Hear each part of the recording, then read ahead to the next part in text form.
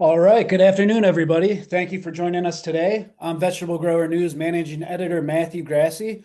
Today's presentation, Nutrition That Pays, Soil-Foliar Strategies for High-Value Vegetable Production, is brought to you by ICL.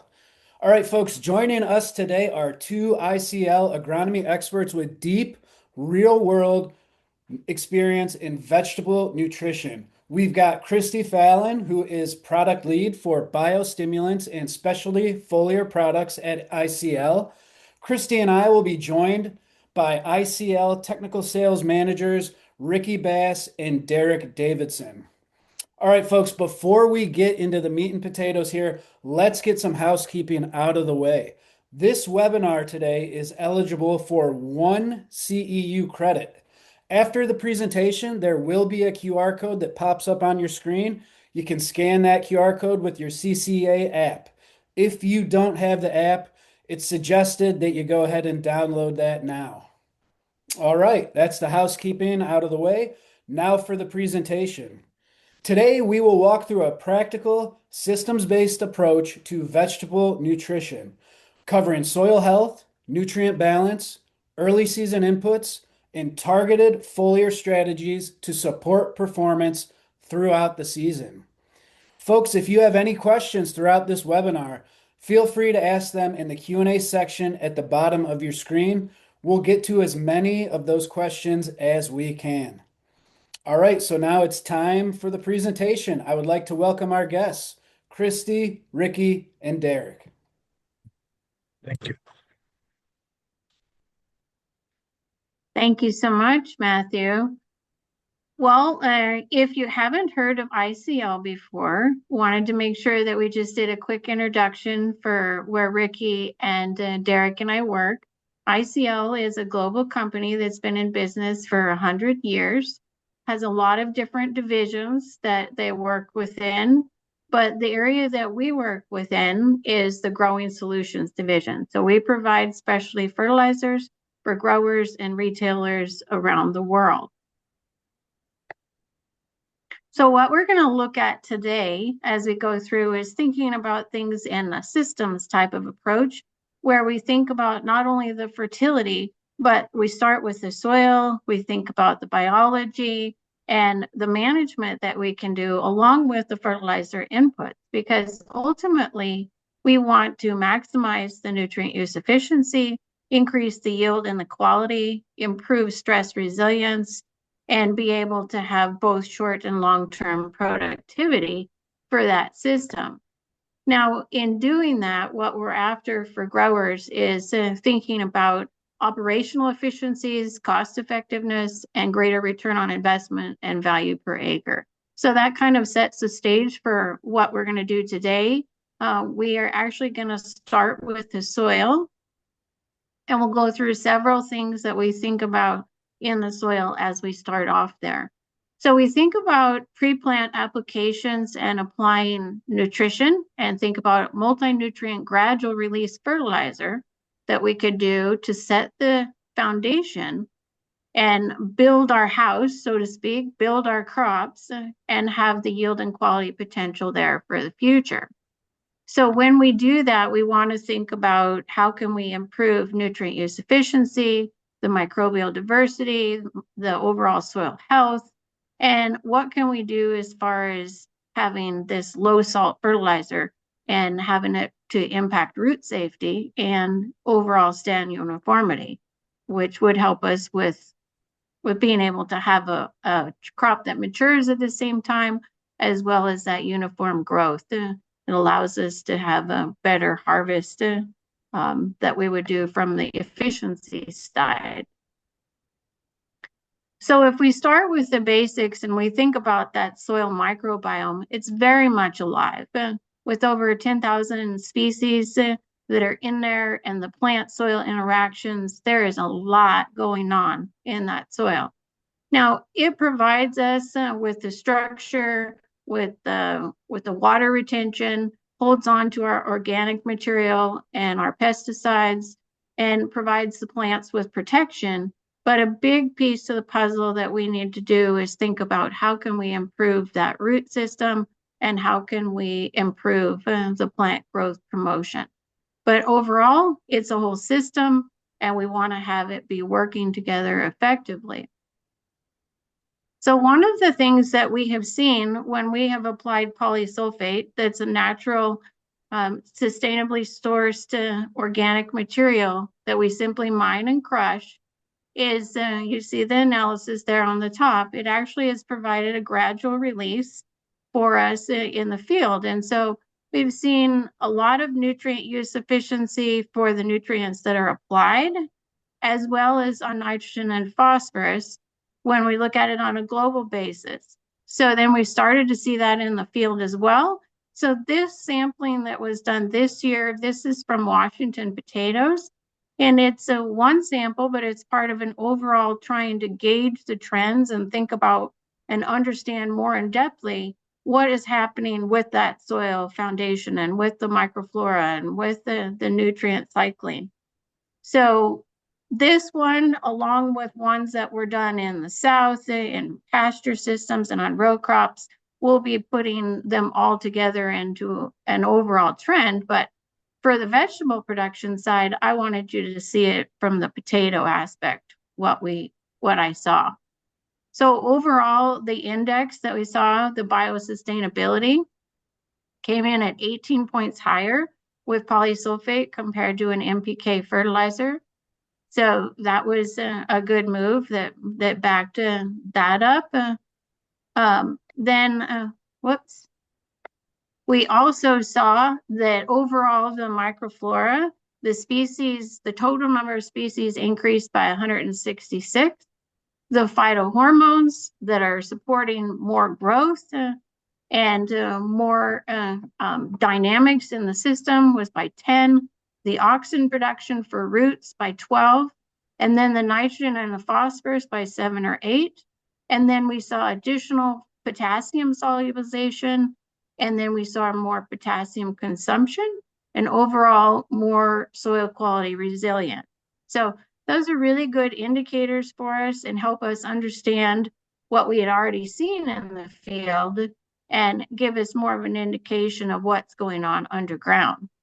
In addition to that, in 2025 on the farms, we saw nitrogen and phosphorus, potassium use efficiency that came especially on the sandy soils where we put the polysulfate on. And then we see the yield outcomes that go along with that. So really helping to see that it's a very good tool for us to use in the soil.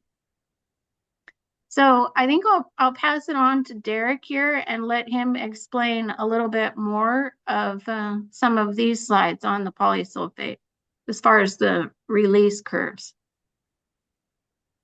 Thank you, Christi. So it was mentioned in one of Christi's slides, the slow release characteristics of polysulfate. So what I'll highlight on this slide is you see on the right there, the graph with the 4 bars. The first bar there is the sulfate release from ammonium sulfate or SOP. They have very similar release tendencies. The second bar is the release curve from polysulfate. You see that highlighted in yellow.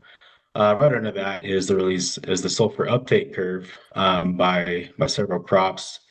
And there at the bottom, you see the number 4, which is the sulfate release from gypsum, from calcium sulfate. So what we want to highlight here is how closely those 2 bars match in the middle, the sulfate release from polysulfate and the sulfur uptake by the crop. This just allows the crop to take in the nutrients as they're released, and helps limit some leaching and some tie-up because the plant can utilize it as it's coming out. There at the bottom, we have a chart there comparing the polysulfate to gypsum as far as release. The 2 numbers I want to highlight there is the percent release over 40 days. You can see polysulfate has 65% release over 40 days versus gypsum at 10%. Then over there, really percent release over 80 days, you get virtually all of your polysulfate released and usable within those 80 days, but still only 17% from the gypsum. And then the next slide, not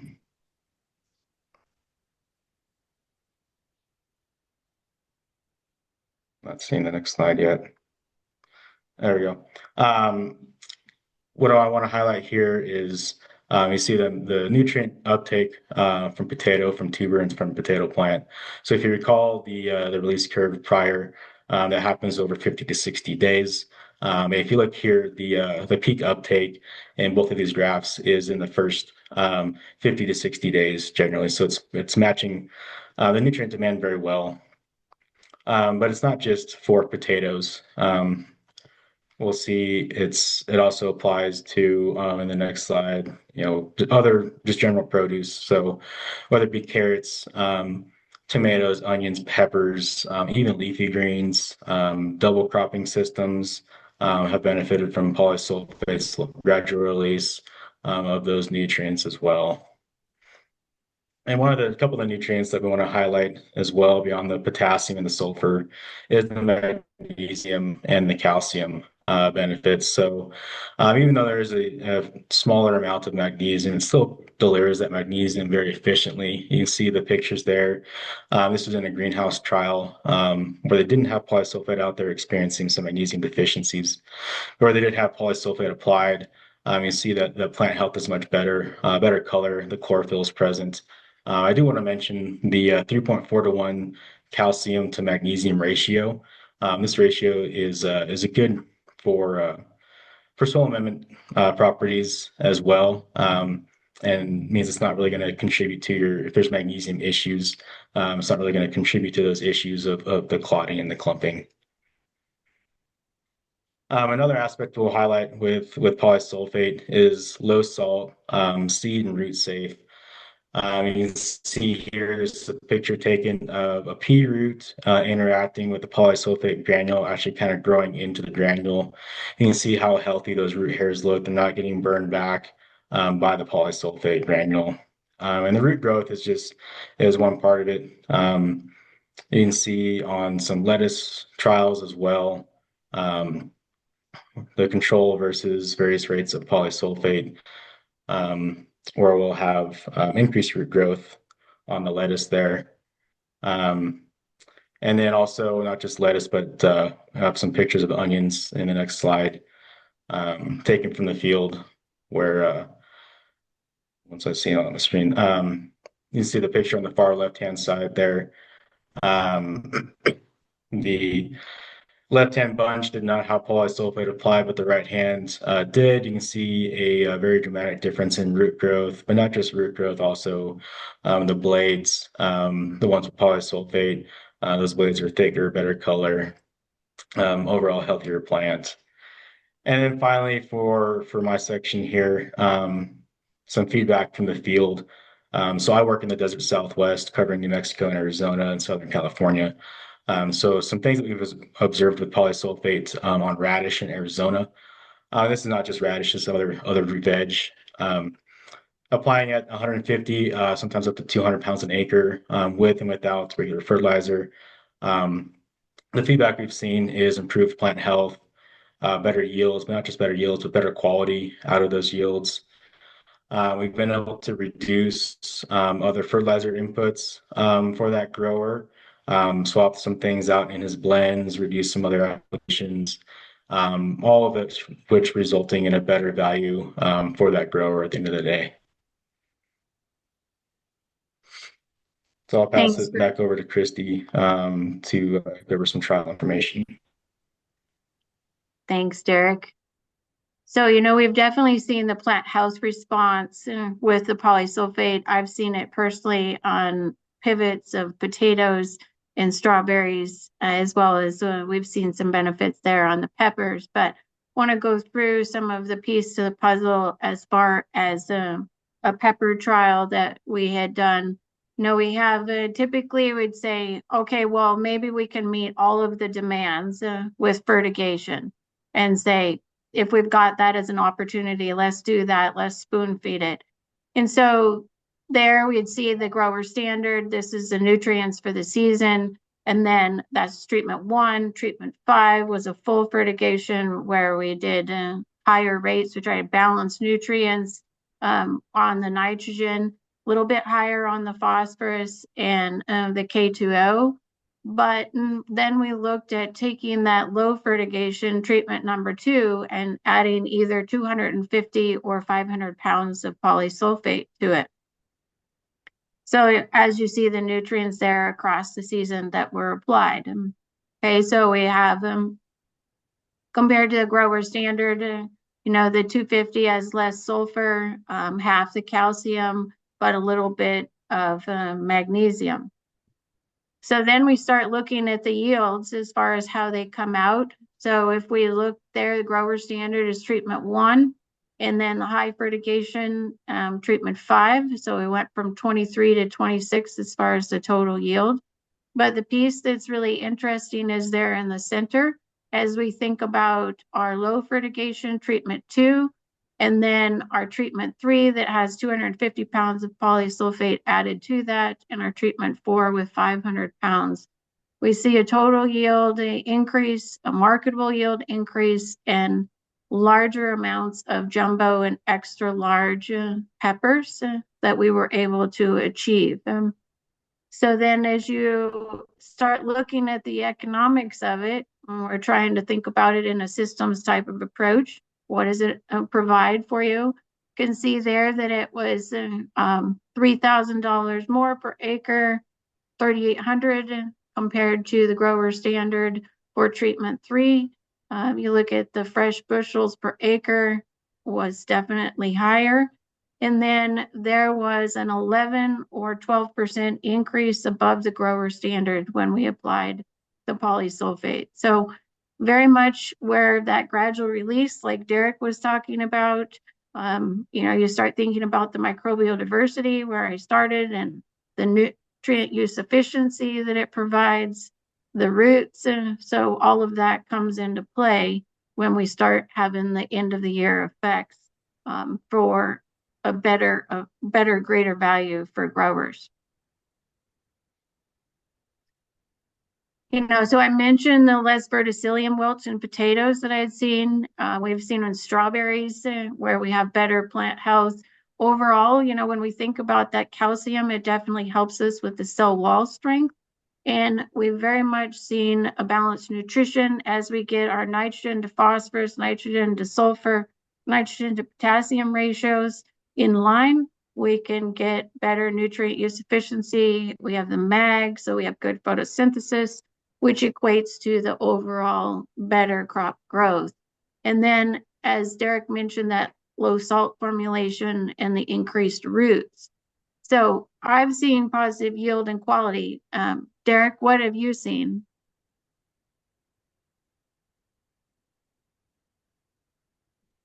Yeah, the yield and quality are definitely big things for it.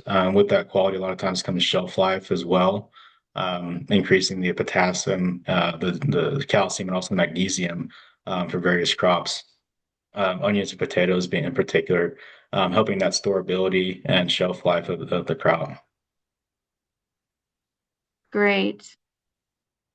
So another piece to the puzzle that we need to think about on building that soil is we need to nourish our microbiome, our microflora, or in general, the microbiota, and increase our enzymatic activity because ultimately we're after nutrient cycling. What can we do?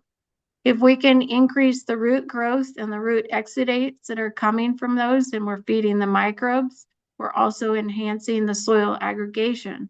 As we increase the soil aggregation, then we can have better infiltration and we can have better root movement through the soil, better nutrient and water that is going to happen as far as the nutrient and water capacity. So here in the center, if you look at this corn root and think about, the exudates that you can see coming off of it. So those exudates are providing food for the microorganisms.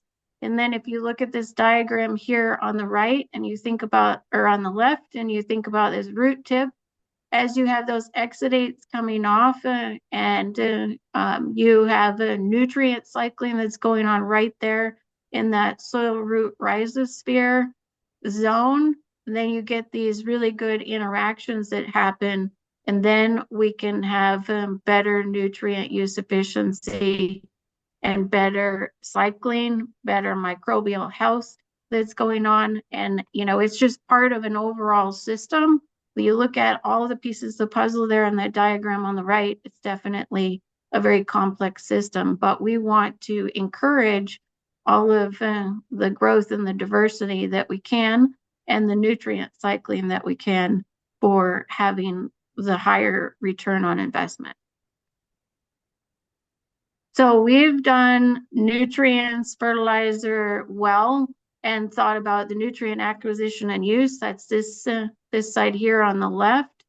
And then what we can do now is we can start thinking about adding in biostimulants and enhanced efficiency fertilizers here in the middle, because ultimately we want to influence plant morphology and plant physiology in a much more beneficial way. We want to stimulate the things that we want it to do, and we want it to not stress out and have abiotic or biotic stresses. We want to minimize those.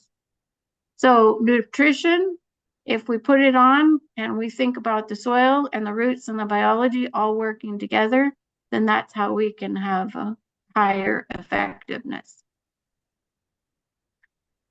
So this is just an example of some of the ones that we think about on why it matters. If we increase the soil enzymatic activity, like here, if we increase the aryl sulfatase, that means that we're getting more sulfur mineralization from the soil. If we have more acid phosphatase as an enzyme, then we increase the phosphorus cycling. And if we have more beta glucadase, then we're influencing the organic matter breakdown and the carbon cycle and providing food for the microorganisms. So that's just a few examples of why the soil enzymes are so important and stimulating those. So if we think about Biostimulants is one of the ones that's a biostimulant or an enhanced efficiency fertilizer that can provide the increase in the soil enzymatic activity. So here you can see those three enzymes that I just talked about, the beta glucadase, an 11% increase with Biostimulants, phosphatase, a 14% increase, and the aryl sulfatase, a 16% increase. This is across 39 different sites and a whole mix of different crops that you can see here when it was sampled in Brazil. So overall, we see every time that we put on the Biostimulants, one of the visual effects that we can see is having that increased root growth.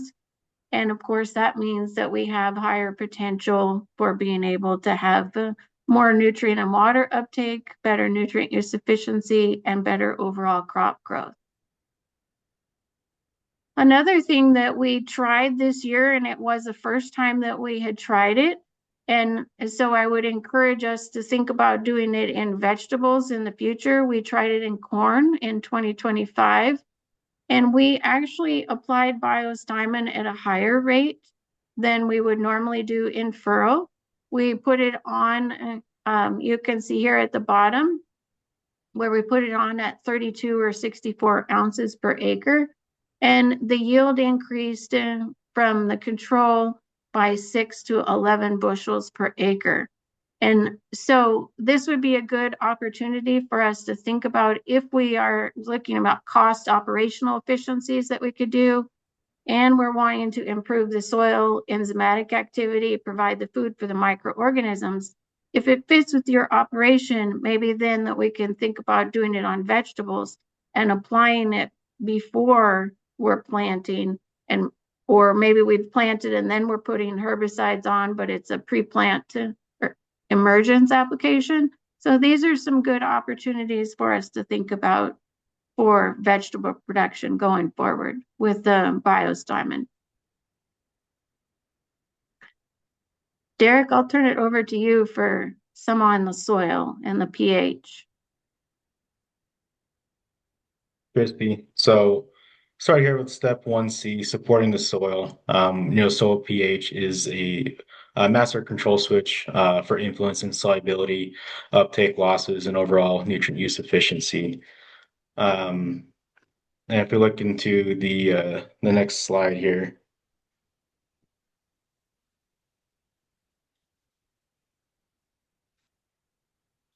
Kind of the importance, just showing the importance of soil pH and nutrient availability. I'm sure we've all seen the graph there, the chart there on the right, how soil pH affects availability of plant nutrients.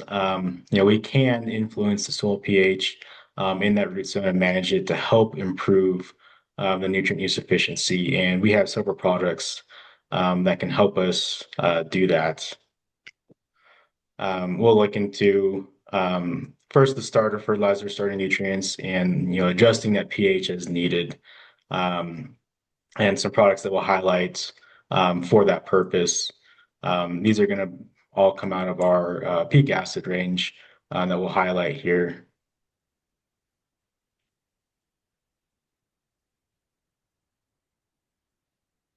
So the two things we'll highlight here is, like I said, they're both from the peak acid range, Nova Peak Acid, dry and liquid.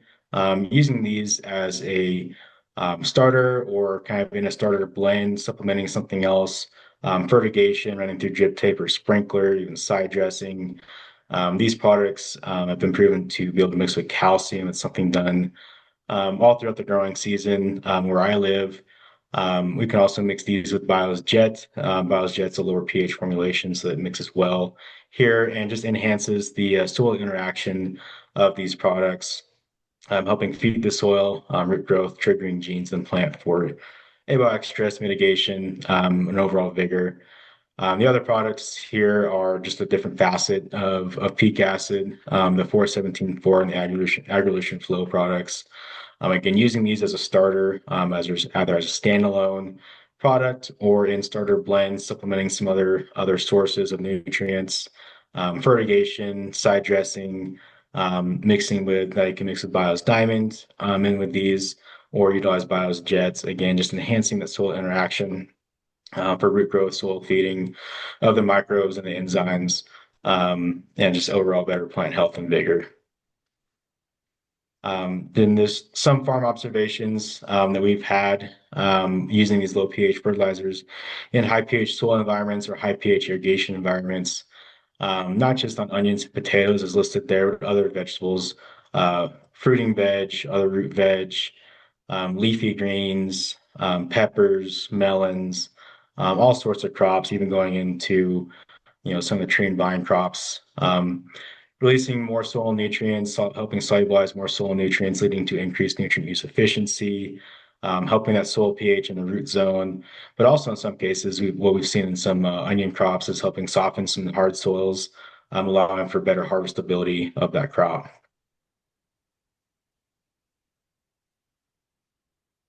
Hey, thanks, Derek.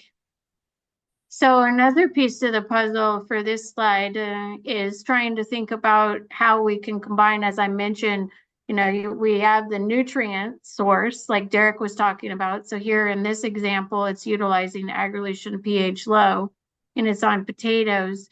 And so you compare that and we start thinking about the efficiencies that we would see. And this is three different varieties of potatoes: Burbank, Manistee, a chipping variety, and then Russet Norcota as far as a fresh pack potato. And we can see that we can increase our nutrient use efficiency. In this case, it's phosphorus use efficiency. So the 100 weight of potatoes that are produced per pound of P2O5 per acre. And with the ammonium polyphosphate, or 1034O, compared to the agrilution pH low, we have an increase that comes there. And then when you add the Bios Diamond to it as well, even with the 1034O, then you can see an increase. But then as you go forward farther, then you can see a 16% increase in the efficiency when you combine that Bios Diamond along with the agrilution pH low.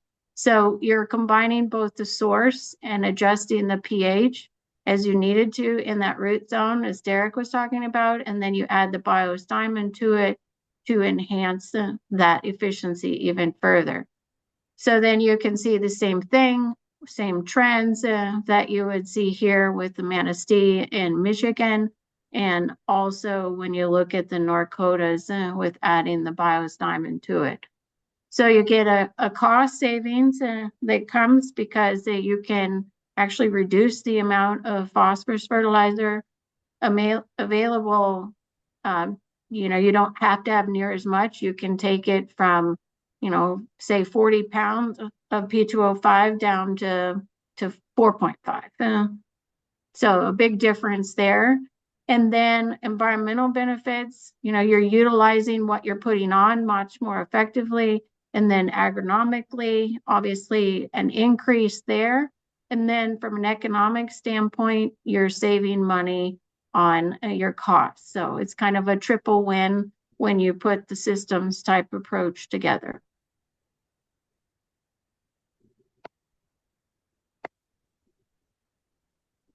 So if you don't need a high, or if you don't have a high pH soil and you don't need to have the low pH fertilizer, then we do have some neutral fertilizer sources like the Challenge that's an 832.5 or the High Peak that's a liquid 0.20.20 that you could utilize if you wanted to have more of a neutral pH of a product. The Biostimulants and Biosjet are both still again options to think about for combining and doing the biologicals, adding them, increasing that environment for the nutrition to work even better for you, for soil microbial activity, and for the root growth. So then if I'll start here on the right, again, the High Peak is a 0.20.20 liquid formulation. We do have it in a dry water soluble as a 0.44.44 if you're interested in that. The Biostimulants I talked to you about earlier, it's actually a 10.01 nitrogen fertilizer, does have a lot of molasses and a yeast extract. So it's definitely a good food source for the microbes. And then the Biosjet is a concentrated liquid biochar extract that I'll show you some pictures of in a minute. But before then, I'd like to have Ricky talk to you a little bit about Challenge. Yeah, thank you, Christy. I've had the pleasure to work with our Challenge. It's an 832.5, like Christy said, and I've worked with it mostly in South Florida on all types of vegetables. And it basically, what it is, it's a potassium tripolyphosphate, and it actually contains organic acids and sequestering agents to enhance the uptake of phosphorus, and it really promotes root growth from the very beginning. Christy talked about efficiency and what we could do to help plants be more efficient, help grow better.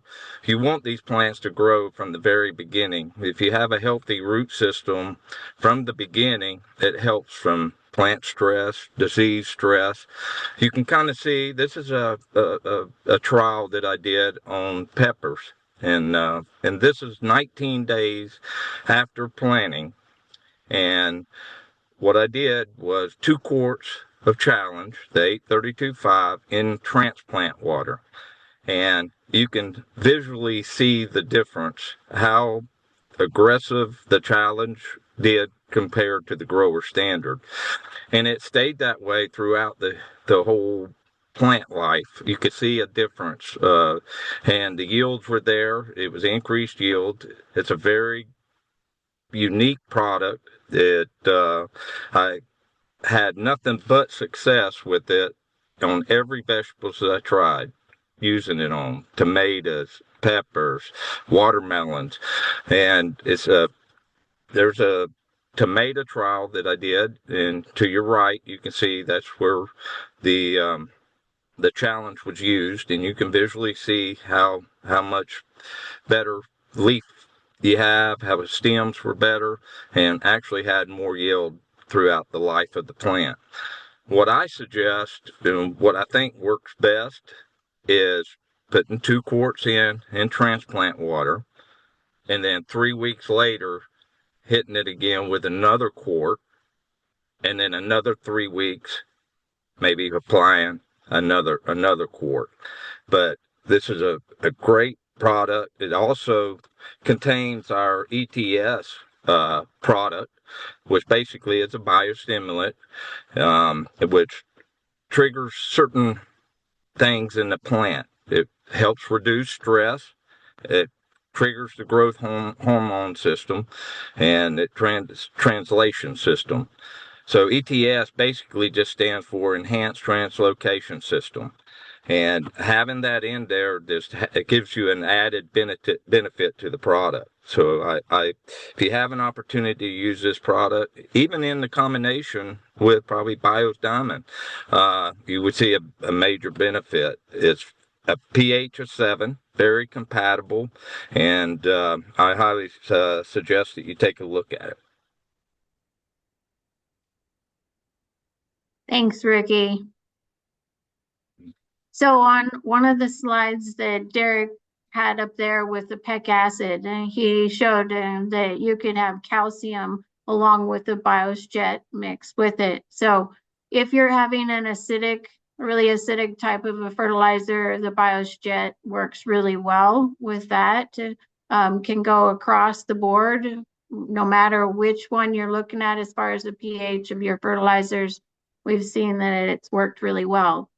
So a big thing that you would think about for the BioSjet and utilizing it is on the vegetable side is based on the current research that we have seen so far. The primary mode of action is through biochemical pathways that stimulate the natural processes within the plant to increase the overall growth. So why that really helps us is you think about it's a liquid biochar extract. So you think about after a fire and all of the really good growth that you get that comes. So you'll get enhanced emergence, better early season growth, more uniform growth, better ability to combat the abiotic stresses. So that would be a good baseline that we would start with as to why. Whoops.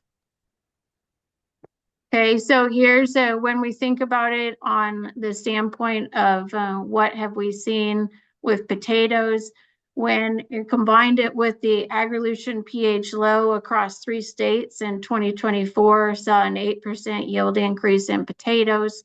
In Texas on corn, a 5% increase. So, definitely seeing some larger trends there as far as what we're seeing across the board. So we saw an early stimulation of that seedling growth and vigor, emergence, so then root and shoot growth, more uniform establishment, and then giving it a nutrient boost and some nutrient use efficiency that we started seeing too when we paired it with some starter fertilizers in row crops. So high yield potential that comes with it. So if we start looking at it on the vegetable side and think about what the growth and what's happening, we see that on lettuce, 4 weeks after planting, the control is on the left-hand side, BioSjet on the right. And as you see that there is more root growth and more above ground growth that is coming when we have added the BioSjet to it. So let's look at it in a couple of other vegetable crops. We look at cucumbers here. Again, the controls on the left with the above ground and below ground growth. And then the BioSjet on the bottom, seeing a really enhanced root growth that's happening with those cucumbers, with the BioSjet. And then on the, on the tomatoes, I don't have the above ground biomass, too much growth, too hard to capture in pictures. So here you can see the root growth. And again, the same thing that we have seen with the other vegetables. So as we put that BioSjet on, we could do it. Ricky's talking about doing some in setter water.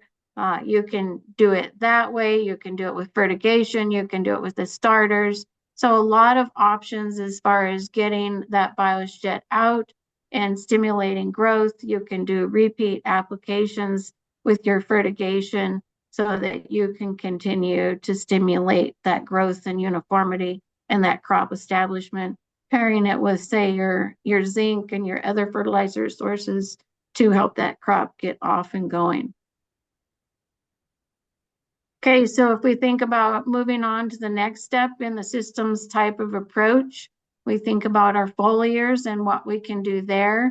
We want to maximize what we've already set the stage for, but then we want to continue on and keep that growth going, keep the plant as it's experiencing its peak demand, that we're being proactive, we're planning ahead with foliar applications to maximize that yield. So here's a table that shows you a cross-section of some of the specialty foliar options that we would have. And you can see the nutrient analysis of each one of those. So if you look at the Nova Pulse, Nova Elevate, those contain the nickel, cobalt, moly. And Elevate is in high concentrations of those. You have the Pulse is lower concentrations, approximately half of the level of what the Elevate is, but it also contains phosphorus, potassium, sulfur, and magnesium, and on the far right you see 6% zinc. So a really nice product there. One of the things with the flow is we combine the flow with the pulse a lot of times. So you can see the benefit there with the magnesium and the boron plus the NPK. And then the Nova Finish, see the analysis there with the whole blend. Okay, so one of the ones that we'll look at with Elevate, this trial was done on spinach. And you see with the spinach, we had a 15.7% increase in the yield for the bunch yield and a 2.7% increase in the baby leaf yield when putting on the Nova Elevate compared to the grower standard practice. And we think about the nickel and the moly helping us with nitrogen use efficiency, the cobalt helping us with flower retention, fruit retention. That's very much an important piece to the puzzle there. We saw with Nova Pulse a 3.7 bushel increase on peas. And we also saw a chlorophyll increase at two different timings compared to the lines here showcase that, where we saw an increase in the chlorophyll production. We had seen the same thing in grapes. So that's supporting and backing up the idea that yes, we are increasing our nitrogen use efficiency, we are increasing our mag and our photosynthesis in the plants.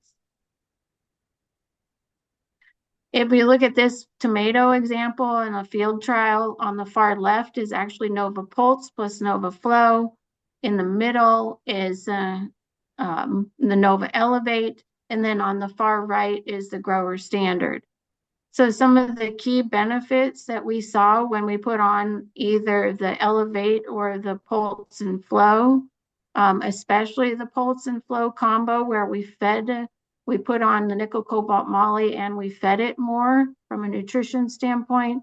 We increased our solids, our fruit firmness, less breakdown of the fruit, increased redness of the fruit from the standpoint of consumer and selling it, and then increased yield and return on investment, which we'll see in the next slide. And then we also saw from a processing standpoint for this year, there was harvest delays and a lot of weather. So as we had put on the Nova Pulse and Flow and Elevate, they actually held up better for being able to have that longer harvest window. So those were real benefits for the growers in that case. So if you look at the economics of what we saw with it, you can see that compared to the grower standard, We increased it economically with the Nova Elevate, and then with the Nova Pulse and Flow quite substantially with the $6,400 per acre compared to the $5,777.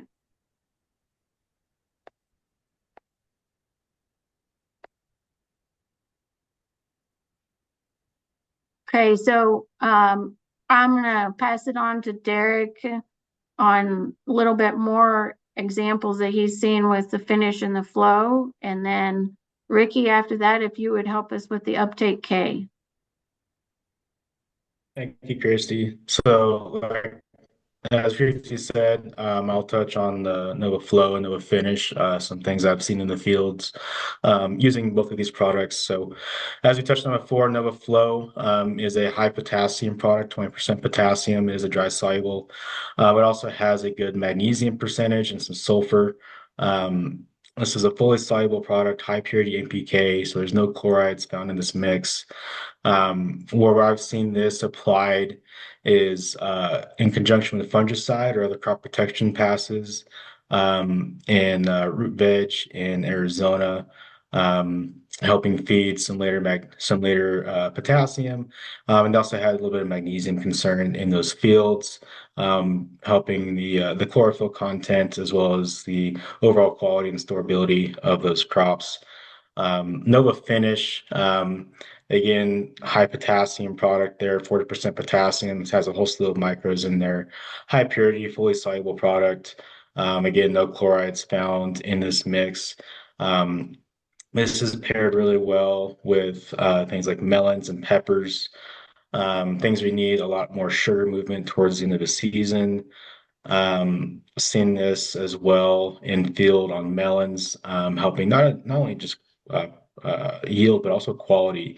Was a big thing there, reducing culls and lost loads, as well as helping reduce vine collapse and allowing that crop to grow a little bit further into the season, into the heat that it had there, and that's going to translate into other crops as well. And I'll turn over to Ricky for uptake K. Thank you, Derek. Yeah, the uptake K is basically our potassium acetate, actually derived from linardite. What we've done is basically loaded it with humic acid, and that helps increase the uptake of potassium. It's a great product. That actually had great experience in the field. Had a tomato grower needing higher calcium in his plants on his tissue samples, and what we found out 2 weeks later, it not only increased the K, but with that humic acid, it increased the N and the P and the minor elements all across the board. So the humic helps to increase that. So, and it also contains our ETS package in that as well.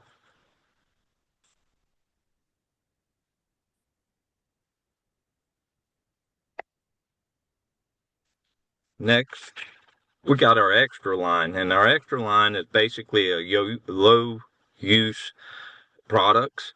Boron extra, for example, it's a 5% boron, and basically all of our extra line has organic acids, amino acids, and plant extract, and it's low use. And what I mean by that is 5 to 6 ounces of boron extra is equivalent to 1 quart of liquid 10% boron, and 4 to 5 ounces of boron extra is equivalent to 1 pound of 20% sodium borate. So it's low use. You can go a long ways with a 2.5 gallon jug. It works. You can do tissues analysis, is what I done in the field to prove it. Again, zinc extra is part of our extra line, along with premium extra as well. All these products have our ETS products in this, and it's all lower use. So it's a great option for you.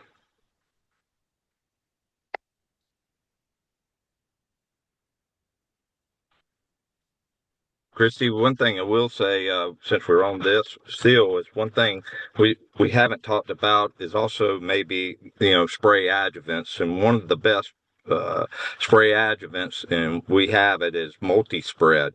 It's the best of three worlds. You've got the MSO, the non-ionic, and the organic silicone, all in one. And we talk about efficiency.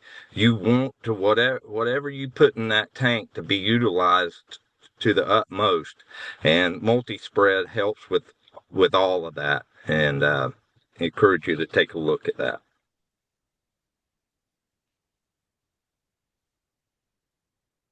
Derek, anything else that you'd like to share thinking about this for the season? Anything from your standpoint from the field? Yeah, I just want to highlight, with the slide you have on screen there, and just showing how many options that we have and how we can stack them throughout the season. A lot of my area, we're known for two or three products, but I want to highlight just how many tools we have in the toolbox to help with the nutrient use efficiency throughout the season, plant health, yield, quality.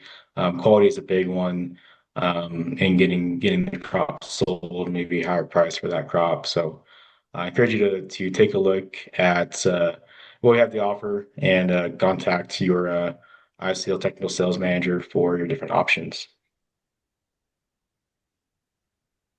Awesome. Thank you guys for your field experience. We really appreciate that.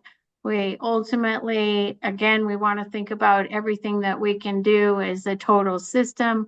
We want to build the foundation, activate the biology, enhance what we can do with our nutrient cycling, nutrient use efficiency, root uptake, water uptake, protecting the yield, and thinking about preparing for the next season. So a few highlights to try and think through is, remember to think about the polysulfate base as you're building that soil, adding the Biostimulants to it, feeding the microorganisms, and stimulating the enzymatic activity. And then as we set the crop up early, make sure that it's got the early nutrition that it needs for the root growth. Yes, we can influence the pH, but we can't change it on a large microscale. But any of us that have an opportunity to do, starters, bands, fertigation, we can influence that. And then we can pick and choose with our different formulations, which one will work for us. And again, we can add the biostimulants, biologicals to it. BioSjet, we could put across the board in your vegetables, Biostimulants feeding the microbes. So good options there. And then we have a lot of choices as far as the Nova fertilizers that you can do for foliars. The ones that we put here are just a few of the choices.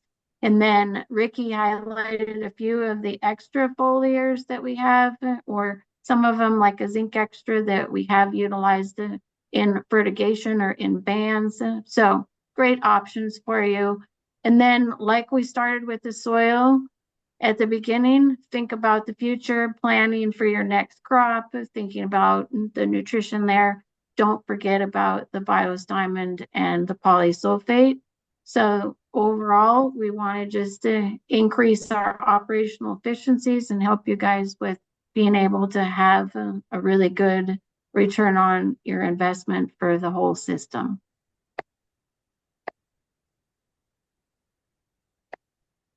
All right. And I will Thank you, open Chris. it up, Matthew, for questions. Yeah, sorry about that, Christy. Came in there a little prematurely and interrupted you. Great stuff, guys.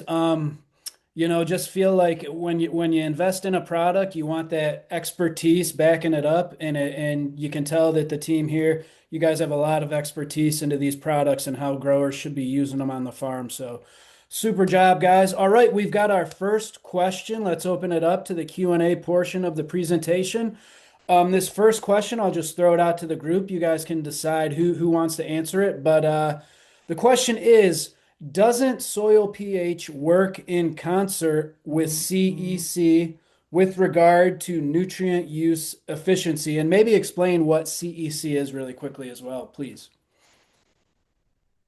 Derek, do you want to take that one first, or do you want me to take it? I'll take part of it, and leave the rest up there. So CEC, to answer that, is the cation exchange capacity of the soil, how many cations can be held there. And yeah, CEC is going to play a factor in what nutrients become available and what's there on the exchange for use. And I'll let Christy take over. So I'd say it's a combination approach that we're after. We obviously want to build the cation exchange capacity of the soil. So more organic matter, more microbes, more carbon cycling is building our organic matter and our cation exchange capacity of our soil. In addition to that, we have the soil pH effects that Derek highlighted. So if we have a soil pH that is in the right zone, then we're going to get better nutrient use efficiency. So, they're going to go hand in hand. We want to make sure that we are thinking about both aspects to the puzzle, as well as, think about the root exudates and the enzymes. And again, it all builds together into one system. All right, we've got another one coming in for you guys. So the question is, have you combined polysulfate preplant with Nova Pulse foliar? Well, I'll start with that one and then see if Derek has done it as well. For me, I've put it out with potatoes. And this last year in 2025, we actually had the polysulfate as a base, the same one as where we had the microbiome samples I showed you at the beginning. And then I added a foliar of Nova Pulse to it. And then I did, the comparisons, the statistics, the economics that go with it. And we actually had about 1,000, I think it's like 1,080 increase when we put the pulse and polysulfate together on potatoes compared to the grower standard. Derek, anything to add there? I was gonna say I have had polysulfate go out pre-plant and stacked it with some other Nova products, Flow and in particular, and we'll be doing some finish as well. And we have seen some good results with that with quality and yield across several crops. Okay, I think we got time for a couple more here. Guys, say I'm a farmer, I'm raising tomatoes, carrots, onions, and spinach. Could I apply the same rates of Bios Jet with each fertigation? Okay. So I would say yes, you could. If you're going to do repeat applications of the BIOS jet, then you could reduce the rate down just a little. And so the more often that you're doing it, and like we would normally do with fertigation, if you can kind of spoon feed and you're enhancing that early season crop growth, the root growth, that would be a really good opportunity to do that and do multiple applications of it. You're going to want to stop with your BIOS jet applications when before you're wanting to slow the crop down. You're not going to keep going with it at that level. So you'd pair it whenever you're doing the nutrition and you need the crop to continue to grow. Okay, and then finally, could I use BioZ Diamond or Bios Diamond pre-plant with herbicides, starter fertilizers, and fertigation? Yes, that would be a good opportunity. It is a diverse application timing that you could do. I showed you the one where we had tried it with the herbicides. We've done it a lot with starters. And then fertigation, it's a really logical choice that you would do. We have even done a little bit of a low use rate, about 8 ounces per acre, where we've put it on row crops with pulse and seen very good results in corn and soybeans. All right. Well, once again, thank you, Christy, Ricky, and Derek. Great stuff here. All right, guys, if you're here at this webinar and you're looking to get some credit for attending this webinar, now is the time for you. We're about to bring up that QR code. You can scan it with your CCA app for CEU credit. Let's see, there it is right there for you to scan. So And with that, folks, that concludes our presentation today. Thank you to the ICL team, Christi, Ricky, and Derek. Great job. And then thank you all for joining us today. And also thank you to ICL just for sponsoring this webinar. Thank you for having us. All right. Guys, Thank keep you. an eye out. Oh, go ahead. I'm sorry. No, thank you. Right on, right on. All right, guys, keep an eye out for future webinars from Vegetable Growers News via our email list and social media platforms. That's Facebook, Instagram, and LinkedIn. And have a great rest of